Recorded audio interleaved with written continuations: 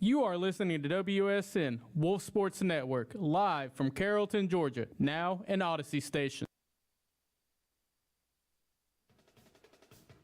Welcome to the Playbook, your ultimate game plan for college sports. 5 guys who live and breathe the game are here to break down the biggest plays, the hottest takes, and the boldest predictions, bringing you segments like The Kickoff.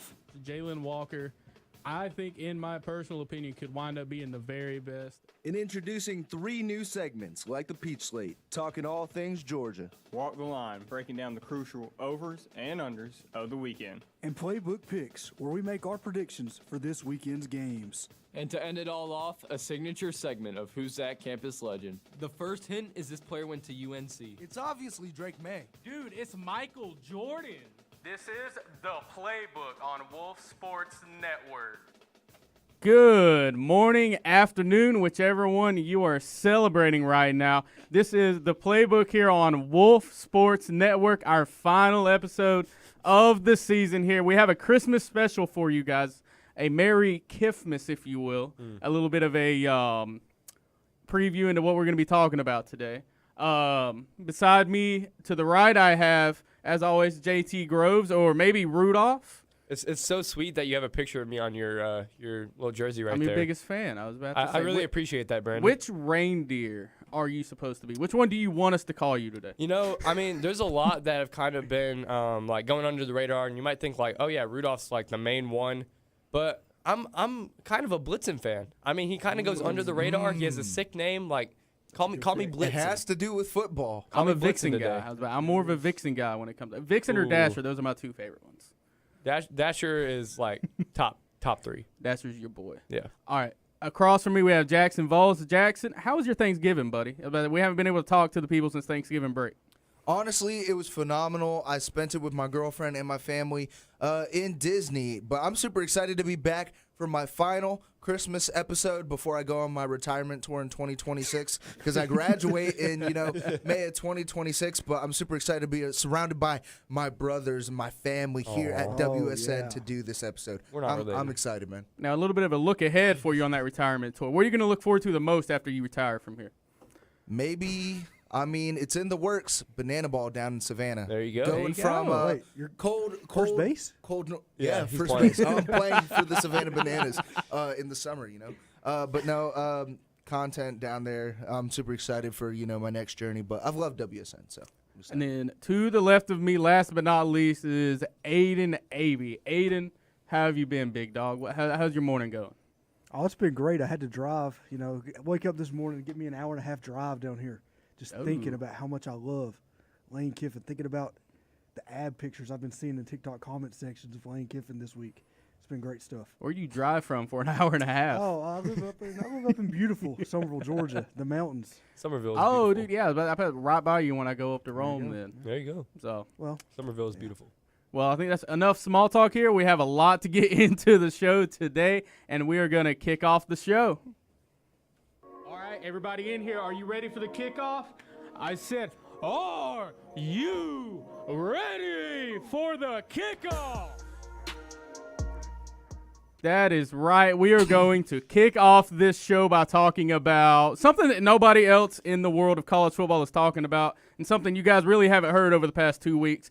But Lane Kiffin is now the head coach over there at LSU, leaving Ole Miss. No way. I hate to break the news to you guys, but yeah, it has happened. JT, what are your thoughts on it? I think this is a great move for Lane. I don't like how Ole Miss couldn't keep him to stay. We did our little bit of how the Kiff stole Christmas, and I bet you they really tried to make him stay, especially going into the playoffs. You're a playoff team. Why are you? I mean, maybe you should have tried to keep him for the rest of the season. I like Lane for picking up that job. I feel like it's a better opportunity for him. I just feel like he probably should have finished out the season first.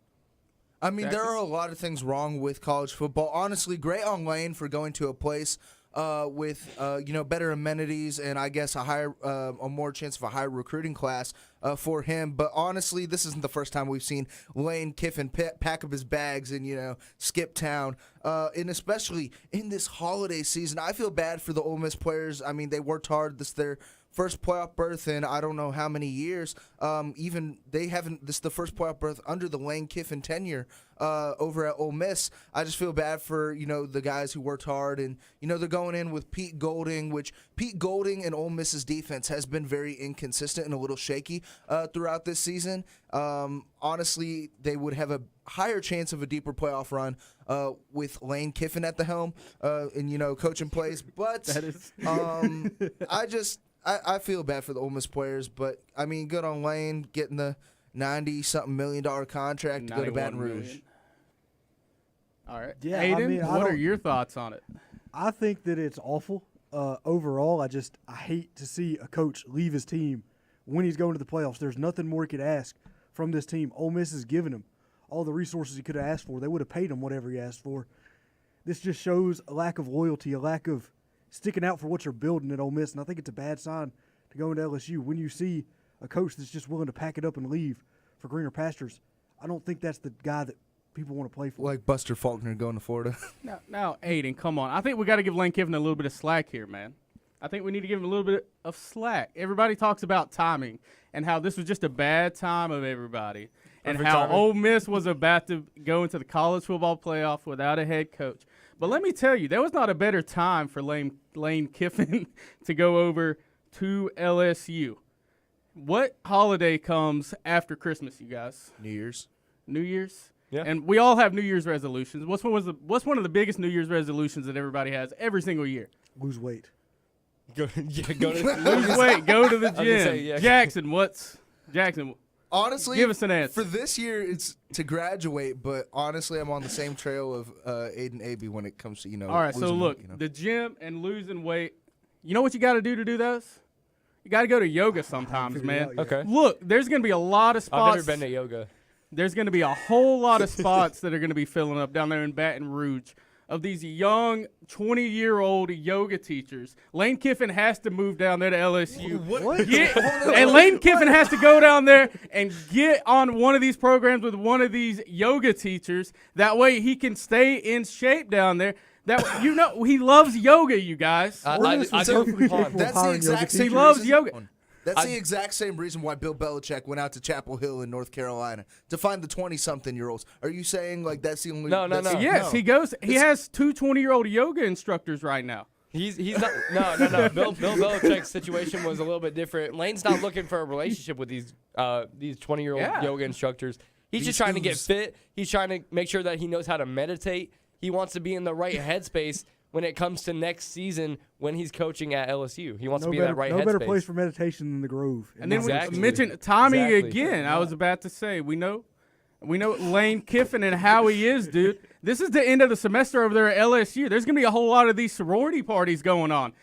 Lane Kiffin had to go down there to LSU so that he could go and make some of these sorority parties, guys. Come on. Come on. Can you? Lane, we're sorry if this isn't what you're doing. We're not trying to spread any rumors, but we know you're going to do great things at LSU. Honestly, I'm actually excited to see the quarterback situation with LSU over there and how Lane Kiffin deals with that in 2026. Because obviously, Garrett Nussmeier has run out of eligibility after this season, and I mean, I see a lot of talks of Sam Leavitt, the Arizona State quarterback, potentially transferring over to LSU. So I'm excited to see how Lane Kiffin reshapes this LSU offense heading into 2026. An Arizona State transfer to LSU. That's one of the worst educations you could possibly get. Jaden Daniels. Yeah. Oh, yeah. Yeah. I was about He to say did the there same was thing, yeah. no I was kind of just- I academic was just role commenting on behind the that. academic- I was just commenting on the academics. My bad, guys. It's football So show. look, I was about to say, I think y'all are all just giving Lane Kiffin a hard time. He needs to maximize his opportunities down there in Baton Rouge when it comes also off the football field. And that's what I've tried to explain to everybody over these past 2 weeks, you guys. But there is a team that I think is about to run out of opportunities, and that is the Alabama Crimson Tide in the college football playoff. Jackson, I'm going to propose a question to you. Yes. If Alabama loses this SEC championship game, do you think they should get in the college football playoff? I think they should be in the college football playoff regardless. I mean, they're the number 1 seed in the SEC championship. I don't think Michael Miller said it best on Sports Out of Pocket. I don't think they should be punished for playing an extra game while other teams are sitting at home. I mean, like you see with Miami's not in the ACC championship. They're not playing that extra game to maybe determine a spot in the shifting of the rankings, up and down from 1 to 12 at the end of the season. I don't think Alabama should be out of the playoffs if they win or if they lose. So that's just my kind of stance on it. JT? Originally, before I talked to you, Brandon, I was saying absolutely not, because Alabama, they would have 3 losses on the season, and I just don't think a 3-loss team should make the playoffs. And one of those losses being against Florida State at the beginning of the season. But we've talked about timing a lot with Lane Kiffin's timing. But at the same time, I think that with that Florida State game being the first game of the season, if that was later on down the line and they lose that game to like Florida State now, I think that we might be talking a little bit different. I think that Alabama would be more likely to miss the playoffs if they lost. But I do think that you can't leave out – Brandon, you made a great point. I don't think that you can leave out a top 2 team in the SEC no matter what. Even if they lose the conference championship game, I think Alabama gets in. Aiden? Yeah, if Alabama doesn't make the playoff because they lose their second game of the season against Georgia, I will be taking That'll be the action. Third game. That'll be the third game. Their second time playing Georgia, I meant. Oh, Sorry. yeah. Because Okay. they have to play Georgia twice, and they lose. Like you lose to Georgia playing them the second time. If you get punished for that, I will take action All against around the the college football board playoff. here. It's hold absolutely on. it's absolutely insane because people who have oppositional feelings about that, you see Duke, they're a 7-5 team. Let 'em Correct? in. They're playing in the ACC championship. We'll get to they that have later. 3 losses hold in on, the hold on, ACC. hold on. Honestly, whoever has an oppositional feeling about that, Can I say my sucks. piece on this a little bit? Yes. All right. No. So no. you don't think Miami would be wanting to play Virginia this week for a spot in the college football playoff in that ACC championship game? Miami is just they're I'm trying to find a word for it. They're being punished by a stupid tie-breaking rule within the ACC that let Duke get into the conference championship game. The ACC conference championship game should be Virginia and Miami. I think that tiebreakers, for the most part, are stupid. You just need to go with the 2 highest-ranked teams. Yeah, I think but if we go back to what we were talking about with Alabama, I don't think Alabama should be near the playoff if they lose this game. And I'm going to say you guys are looking at this all wrong. And I am saying, hold up. This is his ACC Hold bias on. tying Hold into on. No, this. this is an ACC bias. This is Alabama. You don't think Vanderbilt would want that opportunity to play and then they're in? You guys talk about Alabama being punished if they lose, but what if they win? Then they get in. Oh, 100%. You're in an opportunity to where you win a game and you're in. Vanderbilt doesn't have that opportunity. Vanderbilt Miami had the opportunity doesn't have to that win opportunity. and be in the SEC title game. They lost. And Alabama did. Alabama won, and they're in there. Yeah, Alabama lost to Florida State. They've lost 2 games along the way. Alabama should have beat Florida State earlier. That's what I'm saying. I do think that it would be very cool to have Vanderbilt be in the SEC championship game and have a chance to play for their spot in the playoffs. And Alabama would get in because they're only a 2-loss team. They don't have to play the SEC championship. They'd have a spot in the playoff. But that's just not how the conferences work. Alabama had a better conference schedule. They're going to get in the SEC championship. Well, That's still something pretty big. I know college football playoffs are bigger, but still, you're going to want to play for SEC championship if you've worked all season to get there. I think that you guys are really underestimating how much Alabama just controls their own destiny and how much power that wields to them. To where Miami would love to be playing this weekend against Virginia. Am I wrong in that? I mean, I that would think be a you're great game. Yeah. Don't get me wrong. That'd be a great Miami game. doesn't have the luxury of, you know what, we don't get to play in our conference championship game. They would have had another opportunity to win another game to say, hey, we belong here. Well, Yeah. they could have won, and then they would be in. Well, Alabama could have won the 2 games they lost. They played in the SEC. They you played say a that much. for just about any team, though. Exactly. Alabama ran an actual gauntlet this year. Alabama got everybody's best shot. Alabama won 10 games. Florida State played their only good game of the year against Alabama. That's Yeah. And Alabama What wasn't even like are we just completely going to ready act like yet. that game didn't exist, though? No. That's my thing. That game it matters. definitely happened. It matters much less. Losing to Florida State week 1 matters much less than Miami losing to SMU down the stretch in week 10. I think it's absolutely title. insane that you want to charge a ranked team in the top 2 team in the best conference in the nation for playing an extra game and losing that and say, oh, you're out of the playoffs just because you lost to Georgia. Yeah. That's you like lost that's another like game. But they And also I beat don't- Georgia. I know. The same way that we target Texas. For, hey, hold on. The same way that we Hold target. on. Here's my thing. If they would have on. beat Florida State Rebuttal. earlier, if Rebuttal. Hold on, listen to okay, the rebuttal. JT. So the same way that we saw Texas lose in Week 1 against Ohio State when they were the #1 seed, that matters just as much as the game that Alabama lost in Week 1 to Florida State. If we're gonna kill Texas for losing that game, and maybe that's why they missed the Texas should playoff. have already been killed. Like Texas should have been Old Yeller They 2 still have weeks a, ago. They still have a shot though. No, Texas shouldn't deserve a spot. That's 3 losses. I am not for any team with 3 losses getting into the college football playoff. You need to win your games that are set in front of you. So Alabama should have done the same thing. Yeah. They should have won the games that were in front of them. They should have beat. If they don't lose to Florida State, they're in the college football playoff to me, regardless of how this game goes. Just don't lose. It's that easy. I still think Exactly. I still think that we see 5 SEC teams make the playoff. I do think Alabama, I mean, even if they lose this game, they deserve a spot. Georgia's obviously going to be in win or lose. Ole Miss is making it. Texas A&M is probably still going to be in. Yeah. I mean, 1 loss on the season. And then Texas, Oklahoma, Vandy, one of those 3 teams is probably going to sneak into like a 10 or 11 spot. If not two. Yeah. Well, see, If not here's 2 of my those thing. teams, So we exactly. have practically right now 10 automatic. You're getting in like teams or bids that are happening, and that's Ohio State, Indiana, Georgia, Oregon, Texas Tech, Texas A&M, Oklahoma, Notre Dame, the conference champion between Tulane and North Texas, and Virginia and Duke that play. Those are 10 spots that are pretty much solidified. You know who's going to be in those 10 spots. There's 2 spots left, and you're going to pick 2 out of 5 teams, and that is Miami, or you're going to pick Miami, Vanderbilt, or Oklahoma. Miami, Vanderbilt, Texas, or Alabama. Alabama's for sure going to be Alabama's one of Two them. of 5 of those teams. Alabama's the first one for everybody. Was You know, Oklahoma- I think Alabama- if Oklahoma Alabama also a team? loses. Yeah, Alabama's If in. Alabama loses, even then. Well, see, here's Alabama. my question now. So, why even play conference championships if they're not going to matter? That's been the question. Yeah, that's well, the committee. The why are committee- Alabama and Georgia playing tomorrow if it doesn't matter? The committee keeps coming out and saying that you're not going to be punished for these conference championship games, and I mean, see these teams, they're not going to get dropped for not playing in them, but you're not. So it's wrong to drop a team for playing in them and losing them. Exactly. I mean, I do agree with that, Aiden. I think that, but the conference championships still matter. Not when it comes to playoffs, but you're still going to want to be like, oh, yeah, we won the entire SEC. We won that championship. Yeah, Who still won the there for SEC last year? You're going to want those championships. Who won the SEC last year? Georgia. It was Georgia. Yeah, see, we didn't even. Yeah, there was a question right there. There wasn't a definitive. I don't think that teams are looking at. Oh, okay, yeah, good job. We won the SEC championship game, but they're looking forward to college football playoffs. Yeah, they're not obviously. looking at SEC championship. This is Obviously- absolutely. Hold on. ACC bias aside, Brandon Dyer. You said Hold a on, 3-loss I didn't team- mention the hold on, ACC at hold on. all. Hold on, You what? say a 3-loss team doesn't deserve to be in the college football playoff. Yeah, Hypothetically, say Duke beats Virginia. Duke would I have didn't an say 8-5 Duke right getting now. into the college football Hold playoff on. was right. Say Duke beats Hypothetical, Virginia. No, hypothetical. hypothetical. Say Duke beats Virginia.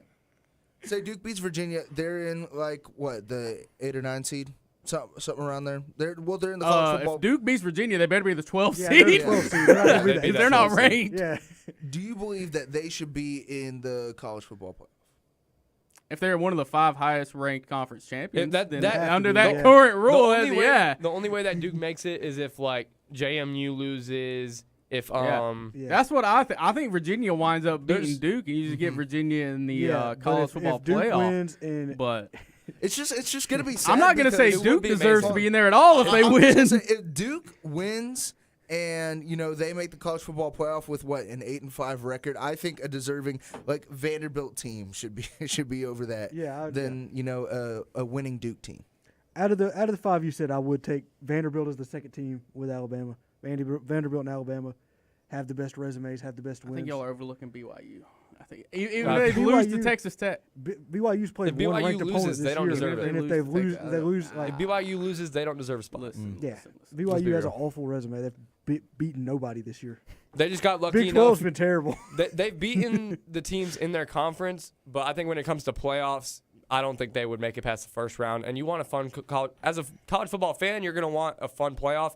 That's why Duke having a chance to make it is so fun. It's fun. That's Yeah. a fun thing. It's a fun thing. If Duke wins and then everything falls in their favor and they end up being one of those top BYU? 5 Yeah. that get the automatic bid, I would love to see Duke try and make a shot at going far in the Duke playoff. should have nowhere. Duke should be nowhere near the college football playoff. But look, if they make it, then they make it on a technicality. I'm not going to argue them against any other team. But needless to say, the regular season is over, so that means there's going to be a break for a lot of college football teams this upcoming weekend. So we will head into a break ourselves, and we will be right back here on Wolf Sports Network.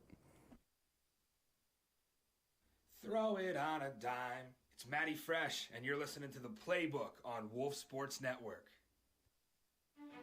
It's time for Season 2 of The Playbook, and we're talking all things college football, putting together a better sophomore season than Tim Tebow in 2007. To the listeners and everybody at Wolf Nation, I promise you one thing. You will never see an on-air personality work as hard as I will for Season 2 of The Playbook, and we will make this show better than any college football radio show will ever be for Season 2 of The Playbook. Listen as we fulfill this promise, live, every Friday at noon. This season, everything changes. I'm the only one who came back, and honestly, I might regret it. Josh Allen might just be the best athlete the NFL has ever seen. Spencer Strider is an elite closer posing as an ace. D Rose is the most overrated player of all time. One vet, all new voices, hot takes, wild debates, and zero chill.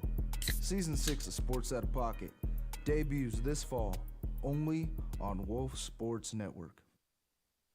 Ian's freestyle went big. But we're going to go bigger. Dang, it's my first season. I feel like a star. I be dropping hot takes. I speak real bizarre. How many views we gonna get? I'd say about 1 mil. Out of Pocket Season 6. We got zero chill. Tune in to Season 6 of Sports Out of Pocket. Wednesdays at 6 on Wolf Sports Network. Welcome to the Boring Sports Show, where we only bring the most boring sports takes. Who are you? I am Hot Takes Man, and I defend the world from boring sports shows like yours. Another day's work for Hot Takes Man. Citizen, if you want to save yourself from boring sports content, then tune in to Sports Out of Pocket, Wednesdays from 6 to 7 on Wolf Sports Network. Welcome back to the Playbook on WSN Wolf Sports Network. If you're just now joining us, to my right I have JT Groves. To my left I have Aiden Aby. And if you've been with us the whole show, there's going to be a new voice that comes on air, and that is going to be Joey Prater across from me. Joey, how was your Thanksgiving, man? I didn't get to ask you at the beginning. Man, it's been good. I'm glad to be back, though. Good to see you boys again. Let's go. It is great, and we've had a great start to the episode today. But I think that we are going to talk about some Georgia teams within the Peach State, Aiden. From Athens to Atlanta, Statesboro to Macon. If college football is being played in the Peach State, we're all over it. This is the Peach Slate. Now, as always, we are a radio station here at the University of West Georgia, so you know we got to talk about the Wolves first and foremost on this segment. And we have JT talking about the West Georgia Wolves football team. JT, 8-3 this year, buddy. Very, very impressive season for these West Georgia Wolves. Their second season in D1, having 4 wins in our first season and then turning around and doubling that total. We should be on the, we're on the cusp of a FCS playoff picture right now. But obviously we can't because we haven't been in the FCS long enough. And so I think that West Georgia is looking very promising going into next season. Now, we have a lot of guys leaving. I believe Davin Winder's heading out. I know we have a lot of players that have made a big impact so far this season that are leaving to go to better schools or other schools. Don't have to be better, just other schools in general. But West Georgia is bringing in 20 new recruits, which is more than Penn State. I mean, shout out. We do have a higher recruiting class than Penn State right now. We have a better recruiting class than Penn State. So I was looking at that, and I was like, y'all, just put us in the FBS. Just put, give us a shot. We might not win a single. We might not win a single game, but I think that we Put us in Give it- Conference USA with Kennesaw. Look.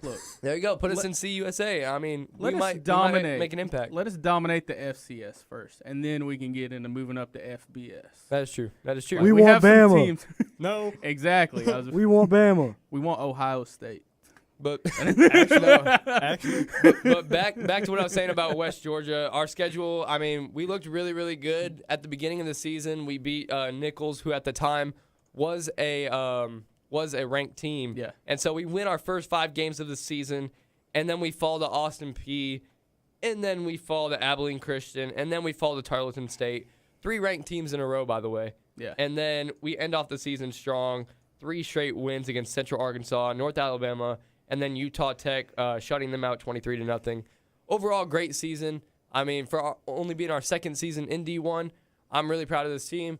I love what Joel Taylor is doing, and I think that next season we should at least have 8 wins, if not more, and I'm really looking forward to it. Now, listen, I am excited to see what the future holds here at West Georgia, and there's going to be a team that's still playing football come tomorrow, and that is going to be the Kennesaw State Owls. And Joey Prater over here has been our guy to keep track of Kennesaw State this year. Joey, what can you say about these Kennesaw State Owls this season? man, it has been an incredible turnaround from last year. 2-10 last year, and now a conference title waiver in. That is a wild turnaround. It's amazing to see Kennesaw get that turnaround in a program. Like, you don't see that very often. So, and now they get to actually do it against the only team to beat them in conference. Yeah. And I cannot wait to watch this rematch. And I'm going to be honest, Kennesaw is going to win this rematch. I think they very well could. I was about to say they sat there 9-3 this year. Joey, I want to ask you a question. Do you think KSU deserves a spot in the college football playoff? No. Yes. Oh. No. I think if It's a group of 5 team, no. I mean, hey, if they would have won all their games, maybe they get up there with but- Tulane in North Texas. Yeah, they should have just done that. No, I love what Kennesaw State has done this season. They've looked really, really good, and now they get another chance at Jack State. This is going to be a great game. I'm really looking forward to it. I don't know. Are we picking this one later? Yeah, we are going to be I believe picking we this are. one later I in do our have playbook one picks. thing I want to say about how Kennesaw got here. Yeah. They had to beat Liberty in double overtime to make it to this conference game. Yep. Yeah. And the drive that did it was a sack on a 4th and 14 to finish the game against Liberty at the Clinch that spot in the Conference USA at the Championship. Kennesaw 18. Yeah, we saw at the beginning of the season, Kennesaw State was mainly a special teams kind of team, but now we've started to realize that maybe they have more than just special teams. Maybe they're both offense and defense. They both looked really, now. really solid. They've gotten it together, like Joey was saying. Like, this Kennesaw State team definitely can wreak some havoc, especially next season. But I think they get this one done. Yeah, Joey, should I pick Kennesaw State to beat Jacksonville State this weekend? Probably, yeah. Why? Because Kennesaw is angry about that loss and was like, no, we're here to a prove chip on their stuff. shoulder, Okay, a all chip right. on their Yeah. wing. It's hard if you to would beat a say. team twice in one season. I've heard. Yeah, just ask Alabama about that national title And game. These are the next two. We are going to go into Throwing some shade. Okay. two of the teams that are located a little further south from us, and that is first up the Georgia State Panthers finished 1-11. Aiden, should they go ahead and just pull the plug on Del McGee or no? Great season. I think they probably should have fired Del McGee a couple months ago. Should have made a play for James Franklin. You know, they could have.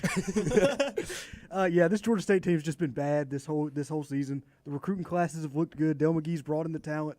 Some of the top recruiting classes in the Conference USA since he got there, and it's just not on the field. That the talent's not playing good. And now we move over further south into Georgia Southern, where Clay Helton, 4th year over there with the Eagles. He's now 6-6 this year, but he's 6-7, 6-7, 8-5, and 6-6 in his first 4 years down there at Georgia Southern. And listen, it's been good over there, and they've been able to sustain a little bit of success. But I think that people are going to be asking Clay Helton to have a little bit more success than what he has over the past few years over there to start it. And it's been cool that the Eagles are getting that success, but I think there has to be something or someone step in and tell old Clay Helton, hey, let's win some more games. Do you know what? If you want to get more than 6 games. You just got to win games. That's what it comes down to. And then last but not least, we do have to talk about the team that I've been hyping up all year, the team that I have been excited to watch this whole entire season, and that is the Georgia Tech Yellow Jackets finishing the season 9-3 after a loss to the Georgia Bulldogs in the Mercedes-Benz Stadium.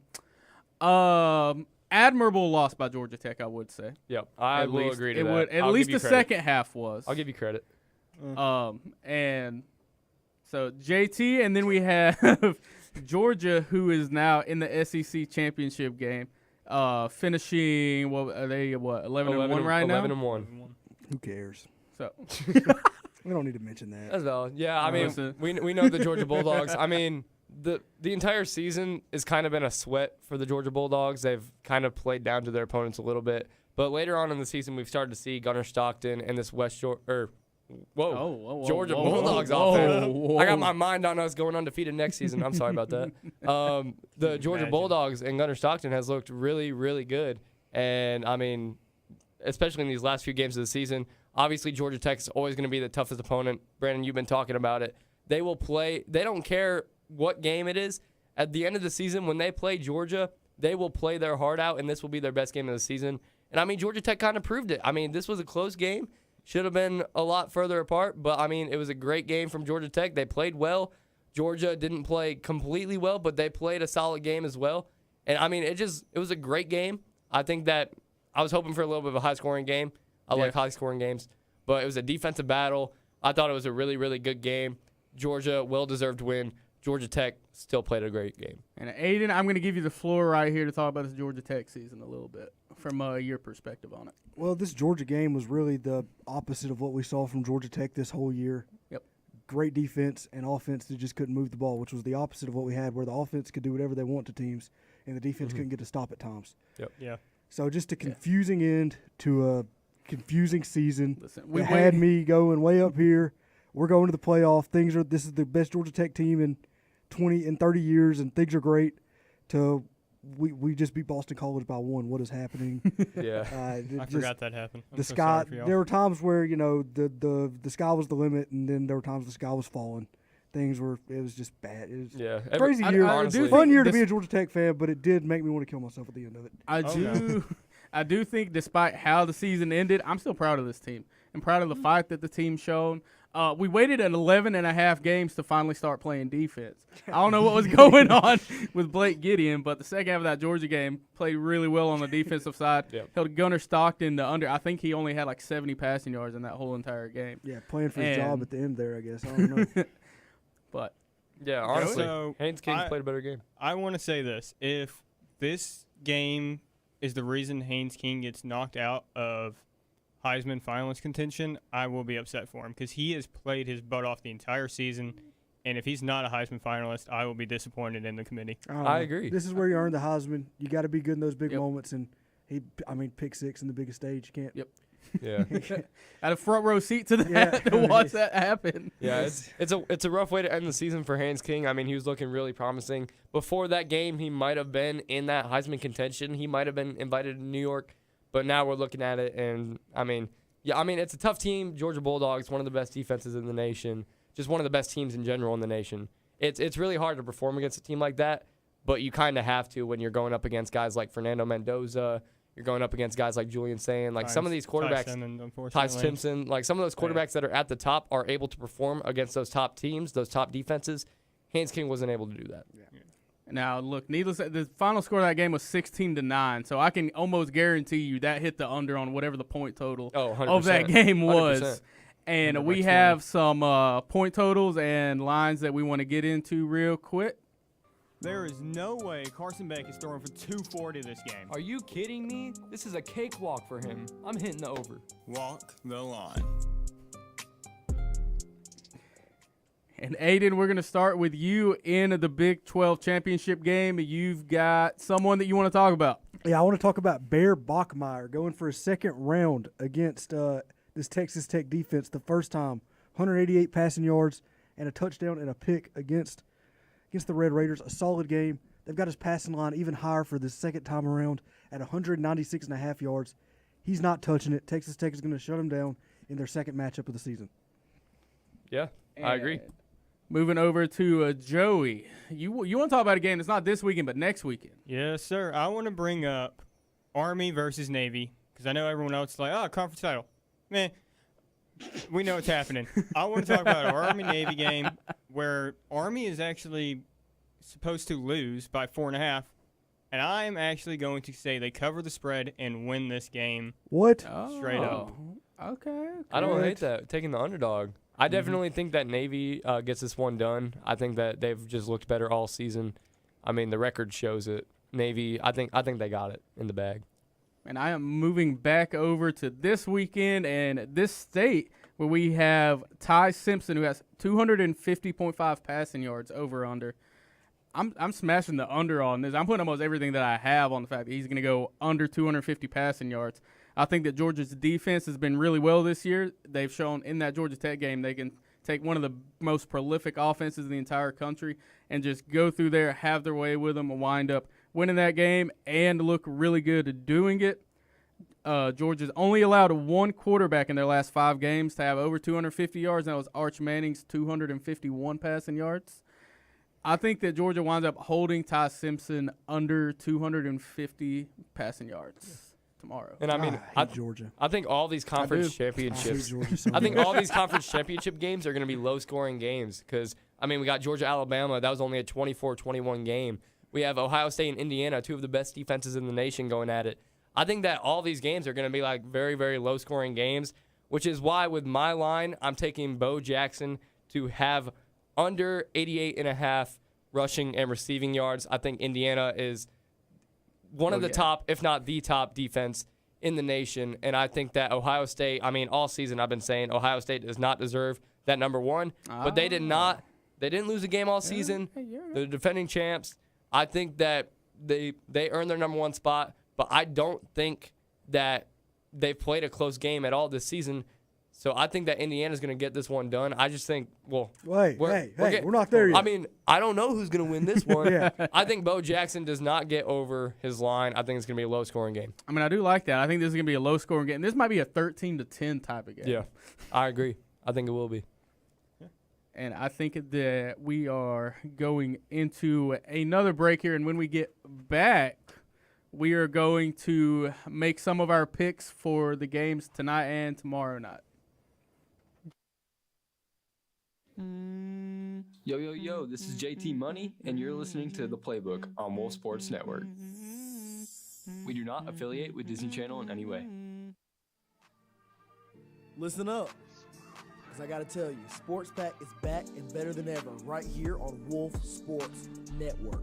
Sports Pack is UWG's one-stop shop for all things sports.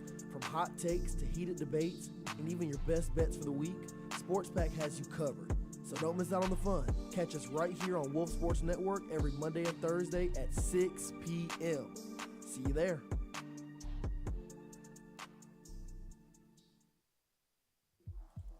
From the first whistle to the final buzzer, Wolf Sports Network brings you the action you crave.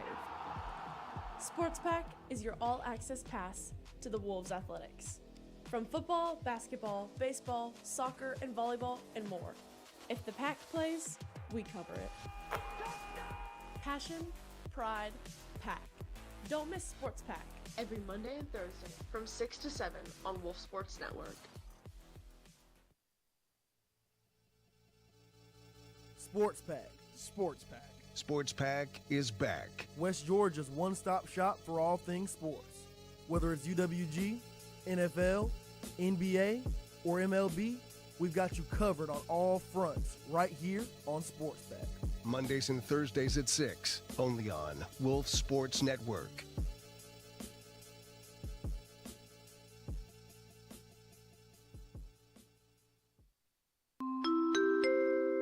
Welcome aboard to Sports Out of Pocket Airlines, your nonstop flight to the highs and lows of the sports world. This is your Captain Jackson Vole speaking, and this is Flight Path, where we chart every climb and dive. Teams taking off to championship skies and players hitting unexpected turbulence. Buckle up, sports fans, and fasten those seatbelts, because when the whistle blows, we're cleared for takeoff. Listen to Sports Out of Pocket every Wednesday at 6, only on Wolf Sports Network. Eeny, meeny, miny, mo. Playbook picks. You heard it right. That is Aiden Abe with one of the greatest stagers that I've ever heard in my life. Factual. And if you're just now joining us, it's Wolf Sports Network, and we are the Playbook.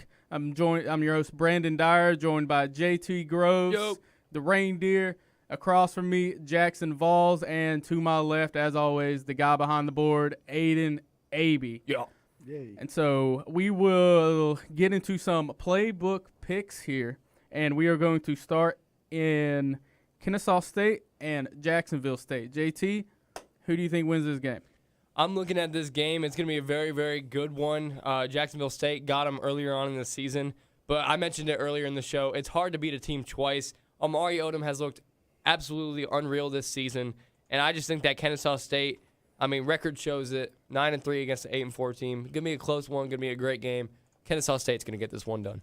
It's going to be very, very close. JT said it. It's very hard to beat a team twice in a season, but I think it's able to get done. This Jacksonville State defense has been absolutely prolific when it comes to Conference USA matchups. So, but as much as I love Amari Odom, and you're looking at the matchup prediction over there on ESPN, 3% difference. I'm going to take Jacksonville State. And Aiden, who do you got in this game? Yeah, Kennesaw State, 2.5-point favorites in this one. Close matchup the first time they played, but I don't think that Kennesaw State has figured out how to stop Jacksonville State running back. He's at 1,500 yards, 15 touchdowns on the season. Give me another 100 yards and another couple touchdowns for him. So listen, this is going to be one of the only conference championship games this weekend where there's not playoff implications on the line at all. So we're just going to have to sit back and just root for a good football game between these two teams. And it was a good football game the last time they played. It was just Jacksonville State wound up getting the win in that one. But I think Kennesaw State completes a great season by getting their first 10-win season here at the FBS level against the Jacksonville State Gamecocks. And we will move over to a matchup that does have playoff implications. One of these two teams are going to make the playoff. This will be the first time that Tulane and North Texas play each other this season. North Texas 11-1 with their only loss to USF, and Tulane 10-2, winners of their last four. JT, do you think that winning streak continues for Tulane? I think this is again going to be a great game. Obviously, it's for the conference championship. But North Texas is a very pass-heavy offense. Their quarterback threw for 3,800 yards on the season. This is a very exciting game to watch. It's going to be a high-scoring game. But I would love nothing more than for Tulane to get this one done. They are 10-2. They're somehow a higher seed right now, and they're not even favored to win this game. I think that Tulane does get this one done, and I can see them getting that 12th seed in the college football playoff. This is going to be very closer, extremely closer than the matchup we spoke upon before. I think when it comes to the absolute air raid attack of Drew Mestamaker, he's been a top 10 quarterback in FBS. Personally, in my opinion, when it comes to consistency and accuracy all season long, as much as I love Jake Retzlaff and the Tulane Green Wave over there, outside of North Texas's absolute blowout loss to USF earlier this season, they've been able to bounce back. They've been able to recuperate. I think North Texas takes this win over Tulane. Aiden? Yeah, both of these teams are going to be dealing with coaching changes. John Summerall heading to Florida, Eric Harris, the head coach of North Texas, going to Oklahoma State, but both allowed to finish off the seasons for their teams. So these teams are playing for their coaches, trying to finish off the year. I think it means more to this North Texas Mean Green team. I like their balanced attack. They've got a nearly 4,000-yard passing yard quarterback, 1,200-yard rusher. Give me the balanced attack of North Texas getting it done. Now, I think that North Texas, to me, has looked like, since the USF dropped off, the best team, the best group of five team. And I think that they wind up showing why they are against North Texas in this game. And we will move over to one of the Power 4 conferences. If you want to call this one a Power 4 conference still, I would greatly appreciate it. But we have Virginia and Duke taking on each other. If Virginia wins, they're in the college football playoff. If Duke wins, they're in the college football playoff if James Madison loses. Yeah, it's a whole situation for Duke. I'll start with this one. I just think that Darian Mensah, he's a great quarterback. I don't think he gets talked about enough just because Duke is a 5-loss team. But I do think again, Brandon, you mentioned earlier, Miami probably deserved this a lot more than Duke. And I feel like that'd be a lot better of a matchup. Yeah. And I think that this game is, as much as I would love Duke to win, I think Virginia gets this one done. They're a much better team, and I think Virginia is going to secure their spot in the playoff. Jackson? Just based off the playoff implications, I absolutely hate this game. I mean, especially when it comes to the Duke side. But I think, again, I love Darian Mensah. I love Darian Mensah. He's one of the more underrated quarterbacks, and I guess swept under the rug in all of college football. I mean, the stats prove it truly for itself. Duke versus Virginia, it's going to be a close one, but I'm going to take. I'm hoping, and I really hope this is going to happen, but I'm going to take Virginia in this one. Aiden? Yeah, Duke's defense has been just pure awful at times this season, but one thing is held strong, and that's Darian Mensah. I think the defense is going to bow up in this big moment. They've been waiting for their time to shine. Give me Duke winning it in a shootout. Listen, despite everybody talking about what they will about Duke and making fun of them, they are in the conference championship for this. And I think this game could really steal the show this weekend on Saturday. They have it slotted for 8 p.m. tomorrow, the same time as that Ohio State-Indiana Big Ten championship game. And now I want to ask you guys a question, and it's going to be, who would you rather watch tomorrow night? Two of the best teams in college football play against each other, or Ohio State and Indiana playing each other? I'd rather watch Ohio State, Indiana. I feel like that's this is a paradox. Yeah, I mean, I'm confused. It's gonna be a great game. It's gonna be a fun game to watch, but I mean, so listen, everybody and their mom's gonna watch Ohio State and Indiana in that Big Ten championship game in that time slot. No one's gonna watch this Virginia and Duke game, and that's gonna be a travesty because it's gonna be a good game and it's gonna be a high-scoring game. I think Virginia winds up winning the game. Get your split screen 38-34. We got YouTube TV over here. Whoa. Two screens. And we'll move over out west to the Big 12, where we have BYU and Texas Tech, a rematch of teams that played earlier this season, and we really rarely get to see those this weekend. We're not seeing a whole lot of teams play each other again. The Red Raiders beat the Cougars 29-7 earlier this season. If BYU wins, I think they're in the college football playoff. JT, can the Cougars get it done? Nope. I don't think they do. I'm going to be straightforward with you. I love Barry Bachmeier. I think this is a great football team. And like you mentioned, they win, they're in. If they lose, I just don't think they deserve a spot. Maybe you can argue if this is a close loss, you're still going to consider BYU for the college football playoff. And so I think this game is going to mean a lot to them. But I just think that Texas Tech is going to get this one done. Game is being played in Texas, AT&T Stadium. Texas Tech knows this place, and so they are going to get this one done. I love the Cougars and Bear Bachmeier, but honestly, when it comes to the Texas Red Raiders, the offense has been absolutely consistent with Baron Morton over there, but held at the defense by a top Heisman candidate in Jacob Rodriguez. That Red Raiders defense has been one of the best in all the Big 12 all season long. And honestly, I'm going to take the Red Raiders. Oh, yeah. I'm sorry. I got distracted looking at Jacob Rodriguez's neck. It's bigger than his head. That's crazy. That neck. We've talked about Heisman. it. We've talked about it in here a couple of times, how it's hard to beat a team twice in a year. But that is not the case for Texas Tech. They beat the crap out of BYU the first time they played them. They're going to do it again. This Texas Tech team is going to play them off the field. They're just much better. It's probably going to be one of the more boring conference championship games of the weekend. I'm looking forward to this one. So listen, if Texas Tech wins this game, goes to the college football playoff, it may be their best season that they've had since Mike Leach was the coach over there. Mm-hmm. And I don't want the legacy of Mike Leach to fade out like that. I like Mike Leach. I like Cougars, and I like BYU winning this game tomorrow. Don't we all? And we're going to head north for our next matchup between the Ohio State Buckeyes and Indiana Hoosiers. JT, who do you have in this game? We got two Heisman candidates going at it, Fernando Mendoza versus Julian Sayin. I think both of these teams, great offenses, but even better defenses. We mentioned it earlier. It's going to be a low-scoring game. I just don't think Ohio State has played a close game this season. And I think that Indiana 100% has. We saw it earlier in the season. The game, they had that last-minute drive, drove down, won the game.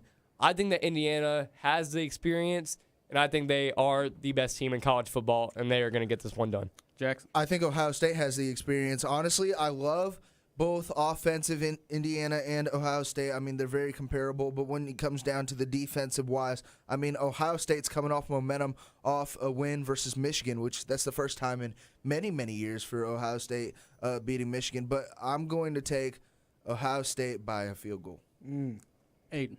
Yeah, this game doesn't come down to, statistics or anything for me. It comes down to the fact that I hate Rondé, and I really like Kurt Signetti. And I want him to win the Big Ten championship and be the number 1 team in the country going into the college football playoff. Give me Indiana just because I want it to happen in my soul. Now, listen, I think Ohio State is the best team in college football, and I'm going to be honest with you, I don't think it's even remotely close. Oh, man. I think that we've seen Indiana struggle against rosters that are better or at par with them against Penn State and against Oregon. I think that Ohio State wins this game, and I think they win it by double digits. All right, I want a 10-point win for Ohio State. I want to say, if Indiana wins this game, do they deserve the number 1 seed? Yes. What? Yeah. Well, absolutely. I'm going to be honest with you. I don't care who loses this game. I think they should stay at number 1 and number 2. Because I'm arguing this because we're saying, like, Alabama, even if they lose, they still deserve a spot. I mean, if we're saying conference championships don't matter for playoff seeding, playoff implications, what are you going to do about that? Well, it's a head-to-head matchup between the 1 and 2 teams in the country. Yeah. That's a very different situation. Well, I mean, if you say it doesn't matter, like, why? To get into the playoffs or not, to drop a ranking to where you're not getting into the playoffs. It matters within the top 12, within the order of those teams. Well, you still look at it there. But it doesn't separate a Vanderbilt from an Alabama. When Alabama plays an extra game against a top 5 team in the country for their second time they're playing them this season and they lose that game, they don't get punished as much. Yeah, it was just a question. It wasn't a suggestion. Bad question. Bad idea. It was just an idea. You're on the naughty list. I don't want to hear anything from you. All right, Brandon. All right. So moving on to our premier game this weekend. We're going to stay in the state of Georgia, Mercedes-Benz Stadium, Alabama, and you. Oh, bruh, I can't. I can't say the other team they're going to face. But we are. It's going to be Alabama and Georgia playing in it. This one's peak college football to me. I grew up around a lot of Georgia and Alabama fans, so for me it was either one side or the other of it. I was just sitting there with my Georgia Tech shirt like, hey, you guys, stop fighting. But, JT, who do you have in this game? It's going to be a battle of the offenses. I mean, we're well aware of that. I think that Gunnar Stockton versus Ty Simpson is going to be a matchup that you're going to want to look at. Both Heisman candidates, I'd say. Gunnar Stockton definitely deserves it. Ty Simpson obviously deserves it. I think that Georgia does get this one done. That could be me being a little bit biased towards the Georgia Bulldogs. I think this will be a close game. They're always close games. I don't think this ends up being a shutout either direction. Great game, high-scoring game to make up for the low-scoring one we saw earlier in the season. Give me the Georgia Bulldogs.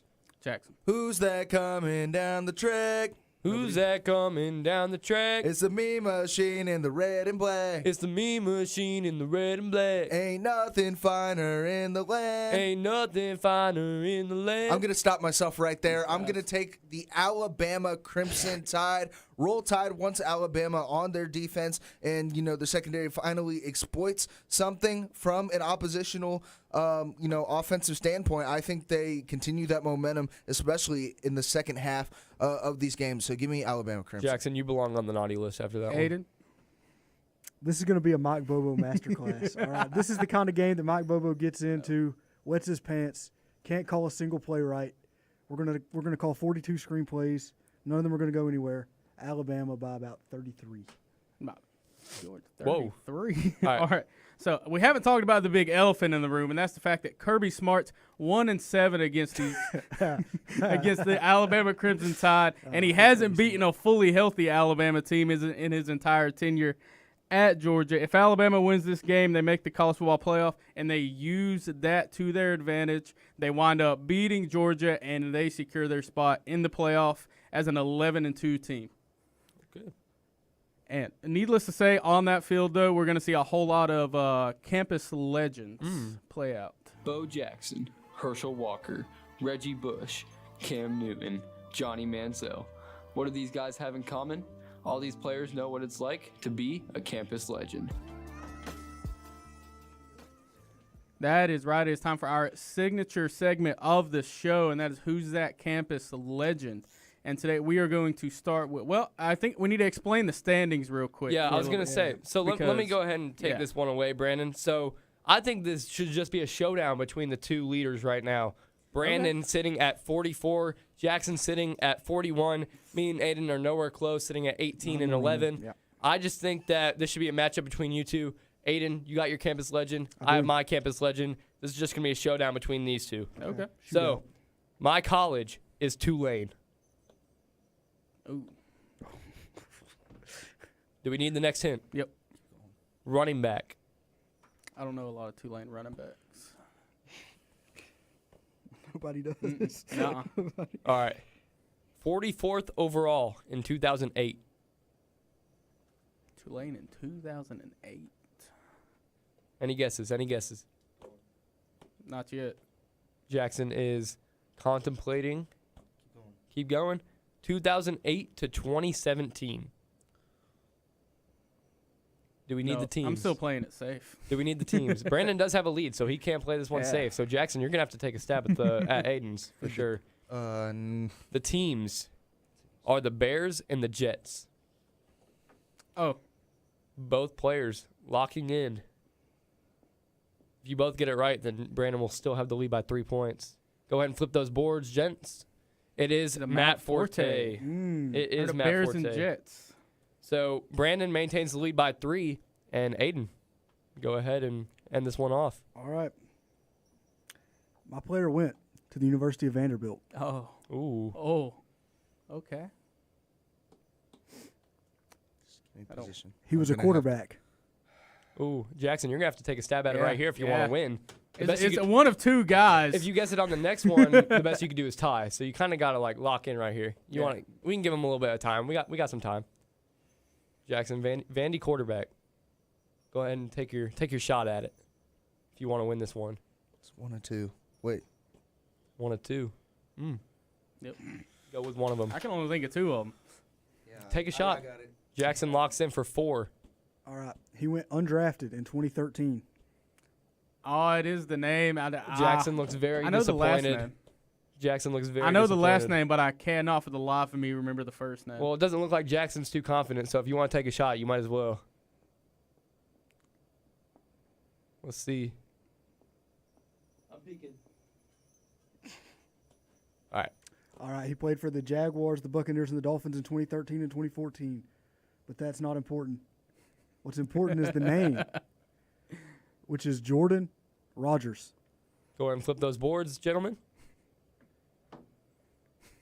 Brandon Rogers. Oh. I knew the last name. Jackson I with knew. Jay I wasn't Cutler. gonna take the bait on the Vanderbilt quarterback. It means Brandon Dyer is our He's the season champion. 2 winner of Who's That Campus Legend, ending at 45. Ending at 45 points compared to Jackson's 42. It was a great season. I was about to say, I'm an old man. I know a little bit about football sometimes. Yeah. But yeah, if it's been a great season, guys. We what are you guys looking most forward to for Christmas over the break? I'm really looking forward to seeing my family and also just not having schoolwork anymore. I mean, school's been stressing me out these last 2 weeks. We've had finals, and I've been kind of stressed out about it. But I know that when I get home, I get to just, relax for Christmas break. I get almost a full month of school off. So it's going to be a great time. Spend it with the family. Just really excited for, of course, Christmas Day as well and New Year's. Jackson? I mean, I'm interviewing a lot of banana ball guys over the break, so go follow JD Sports Zone, my personal podcast. But honestly, spending time with the family, being home after a long semester, and then I only have one more left, fellas. So super excited to finally get on break. And Aiden? I'm excited to watch the famous Idaho Potato Bowl. I love to see it every season. The blue field with some very bad football teams. I'm ready to watch it. See what goes down in that one. All right, we got Joey in the room. Joey, what are you most excited for? Hold on, Joey. Before you answer, I do want to tell you something. That is, it's been great to see you kind of come into your own here on the Playbook, and you've been a great addition to our cast this semester. It's been great having. Where's you. the champagne? Man, it's been. Thank y'all for letting me be a part of this. It's been fun. Can't wait to see what we go through next season. Shout out. All right. Well, it's been a And great season, boys. It really has. I'm really excited. Halftime hoops. I think going through just talking about college football with you boys for an hour every single Friday morning, I can't talk enough about college football. Over the break, I'm just going to be watching a whole lot of college football, a whole lot of bowl games, some good college football playoff games, hopefully that Georgia doesn't win. But that will be the end of the second semester here for the Playbook and WSN Wolf Sports Network. I've been Brandon Dyer, JT Groves, Jackson Valls, Aiden Abe, and their newest cast member from this season, Joey Prater. We hope you guys have a safe Christmas and happy holidays. All right, Merry Christmas to all, and to all a good night.